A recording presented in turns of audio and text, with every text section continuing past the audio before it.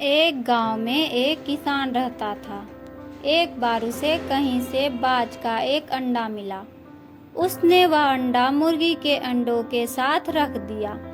मुर्गी उस अंडे को अन्य अंडों के साथ सेने लगी। कुछ दिनों में मुर्गी के अंडों में से चूजे निकल आए और बाज के अंडों में से बाज का बच्चा चूजों के साथ पलने लगा। वह चूजों के साथ खाता पीता, खेलता, इधर उधर फुदकता बड़ा होने लगा। चूजों के साथ रहते हुए उसे एहसास ही नहीं हुआ कि वह चूजा नहीं बल्कि बाज है।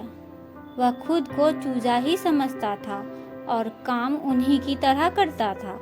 जब उड़ने की बारी आई तो अन्य चूजों की तरह देखा देखी वह भी थोड़ी ही ऊंचाई तक उड़ा और फिर वापस जमीन पर आ गया। उसका भी ऊंचा उड़ने का मन करता, लेकिन जब वह सबको थोड़ी ही ऊंचाई तक उड़ता देखता तो वह भी उतनी ही ऊंचाई तक उड़ता।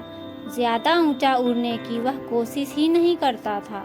एक दिन उसने ऊंचे आकाश में एक बाज को उड़ते हुए देखा। इतनी ऊंचाई पर उड़ने से किसी को चोट नहीं पहुंचती, यह उसने सोचा। उसने किसी पक्षी को पहली बार उड़ते देखा।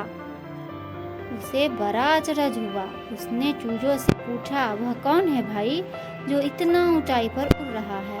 चूजे बोले, वो पक्षियों का राजा बाज है। वह आकाश में सबसे ज्यादा ऊंचाई पर उड़ता है। कोई दूसरा पक्षी उसकी बराबरी नहीं कर सकता। यदि मैं भी उसके जैसा उड़ना चाहूं तो? कैसी बात कर रहे हो? मत भूलो तुम एक चूजे हो। चाहे कितनी ही कोशिश कर लो, बाज जितना नहीं उड़ पाओगे। इसलिए व्यर्थ में ऊंचा उड़ने के बारे में मत सोचो। जितना उड़ सकते हो उतना में ही खुश रहो। चूजे बोले। बाज ने यह बात मान ली और कभी ऊंचा उड़ने की कोशिश ही नहीं की। बाज होने के बावजूद वह पूरी जिंदगी मुर्गी के समान जीता रहा। अपनी क्षमता को पहचानें और अपनी सोच पर यकीन करना सीखें।